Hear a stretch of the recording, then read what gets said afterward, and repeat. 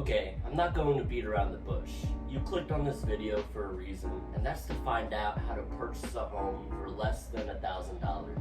I know that sounds impossible, but I promise that it is possible, and that's because of MMP, which stands for the Maryland Mortgage Program.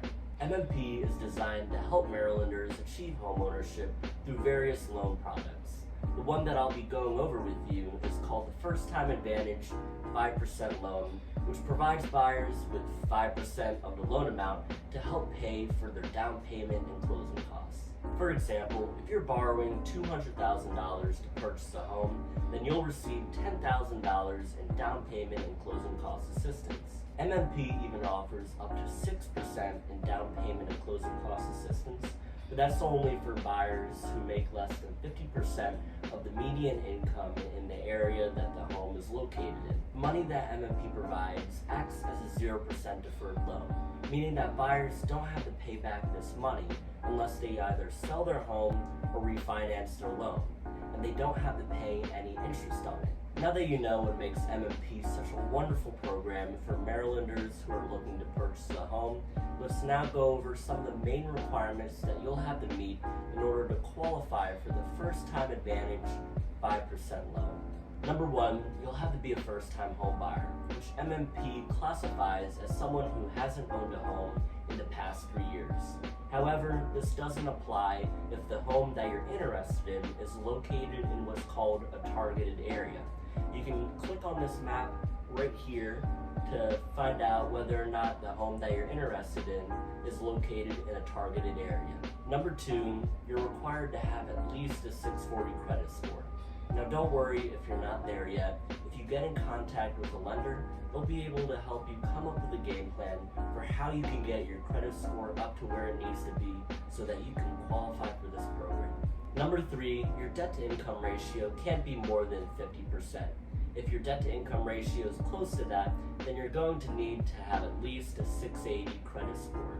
Now, an example for how your debt to income ratio is calculated is that you take your expected mortgage payment plus all of your other debt payments and divide that by what your gross monthly income is. So let's say that your debt payments is $2,500 a month and your gross monthly income is $5,000 a month. That would mean that your debt to income ratio is 50%. Number four, your household income can't exceed the limit set by MMP, which is based off of which county the home is located in and how many people you have living in your household. If you click right here, you can view the income limits for all of the counties. Number five, the home that you're purchasing must be your primary residence and you can't own any other homes. And number six, MMP won't give money to people who are balling out.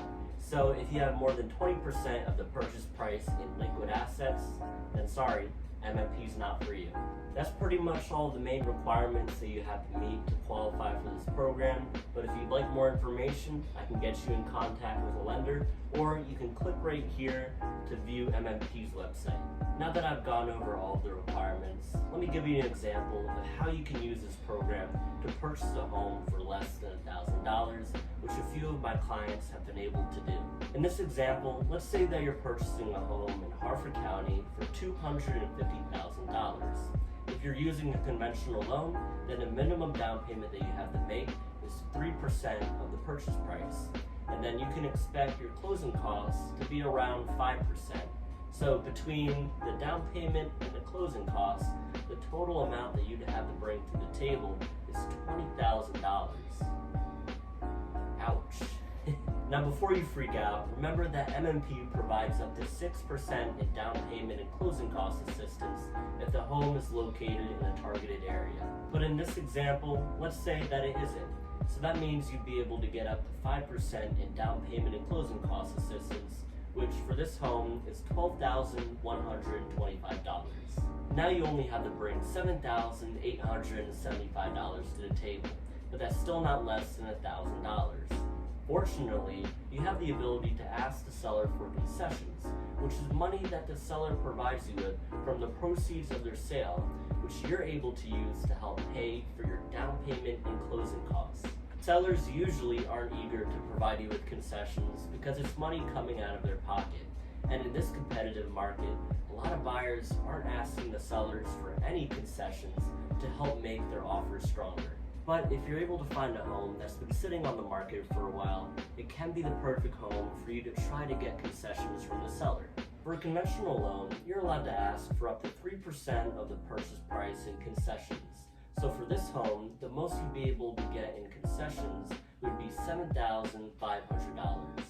If you have a wonderful realtor like me who's able to get you that much in concessions, then now you only have to bring $375 to the table. So there you go. That's how you're able to buy a home for less than $1,000. And again, I know that it seems like it's impossible, especially in this market, but if you're working with a realtor and lender who knows what they're doing, then you have a better chance of being able to buy a home for less than what it would cost you to move into a rental. So if you've been wanting to buy a home but didn't think you had enough money saved up, what are you waiting for?